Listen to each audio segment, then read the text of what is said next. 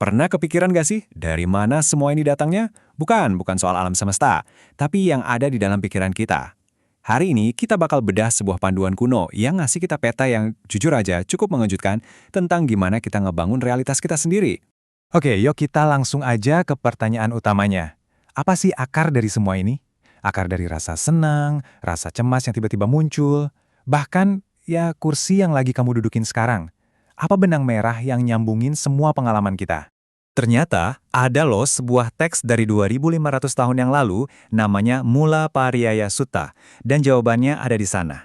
Dan yang bikin kaget, jawabannya itu bukan ada di luar angkasa atau di partikel terkecil. Jawabannya ada di sini, di dalam kepala kita. Semuanya tentang psikologi persepsi.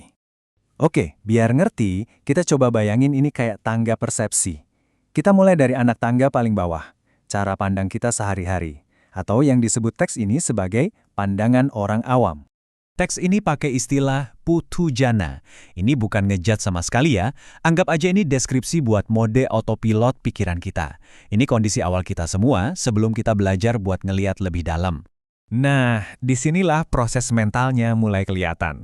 Coba dia perhatiin, ini kejadiannya cepat banget. Awalnya cuma persepsi biasa, bumi. Terus pikiran kita loncat mikirin tentang bumi. Tahu-tahu kita udah ngerasa jadi bagian dari bumi, dan akhirnya pikiran itu teriak, ini punyaku. Rantai identifikasi ini terjadi dalam sekejap mata.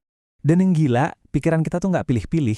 Pola ini punyaku, ini kita terapin ke semuanya. Bukan cuma ke benda, tapi ke orang lain, ke suara yang kita dengar, ke ide yang kita punya. Bahkan, dan ini yang paling bikin kaget, kita bisa nempel sama konsep kebebasan itu sendiri. Terus, pertanyaannya kan, kenapa sih kita kejebak terus di siklus ini?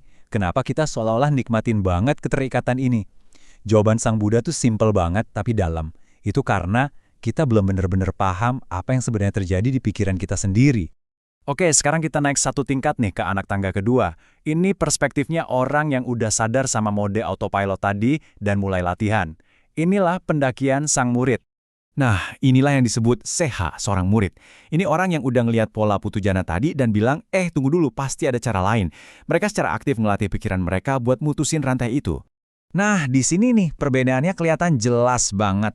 Lihat deh, dua-duanya sama-sama ngelihat bumi. Dunia di luar mereka nggak berubah sama sekali. Tapi di dalam terjadi revolusi. Sang murid ngelihat persepsi itu muncul dan dengan sadar, dia milih buat nggak loncat ke kesimpulan ini punyaku. Dia ngerem reaksi itu sebelum dimulai.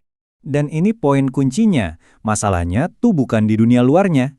Perubahan yang sesungguhnya itu terjadi di dalam. Pas kita berhasil motong kabel reaksi otomatis itu, sang murid ini udah mulai bener-bener paham.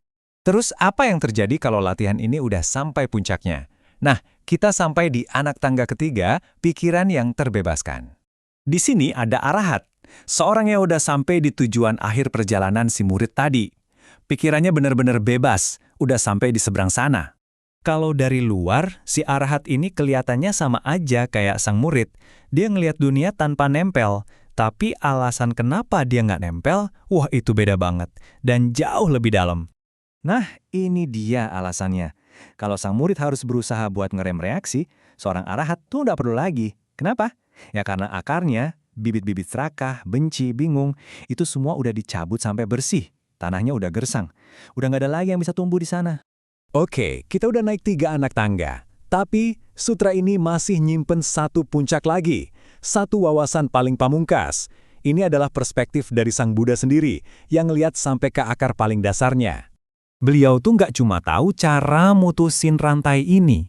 Beliau ngeliat sampai ke titik di mana rantai itu pertama kali dibuat. Apa sih percikan api pertama yang memulai ini semua?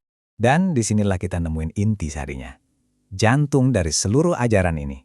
Sebuah pernyataan yang radikal banget. Kenikmatan, iya, kesenangan kecil dan simpel yang kita cari-cari tiap hari, itulah akar dari semua penderitaan. Sang Buddha ngelihat ini kayak efek domino yang nggak bisa berhenti. Dimulai dari kenikmatan yang kelihatannya sepele, kenikmatan itu mancing keinginan buat menjadi sesuatu, buat eksis. Keinginan itu akhirnya ngarah ke kelahiran. Dan setiap kelahiran, tanpa kecuali, pasti bakal jalan menuju usia tua dan kematian. Sebuah rantai sebab akibat yang sempurna. Jadi ya gitu, satu realitas yang sama, tapi dilihat dari 4 kacamata yang beda banget. Yuk, kita rangkum lagi perjalanannya. Kita mulai sebagai putu jana yang secara otomatis nempel sama dunia. Terus kita bisa latihan jadi seha yang belajar neken tombol jeda di reaksi itu. Tujuannya adalah jadi arahat, yang tombol reaksinya udah nggak ada lagi karena akarnya tercabut. Dan di paling puncak, ada pandangan Sang Buddha yang lihat bahwa kenikmatan itulah yang dari awal nyiptain tombol itu. Nah, ini ngebawa kita ke satu pertanyaan terakhir yang nusuk banget. Kalau ajaran kuno ini benar, berarti dunia di luar sana itu sebenarnya netral. Dia cuma ada, gitu aja. Semua drama, semua seneng, sedih, rasa memiliki, itu semua lapisan yang kita tambahin sendiri di atasnya. Jadi pertanyaan terakhir buat kita renungkan adalah, apa yang lagi kamu tambahin ke dunia kamu sekarang juga?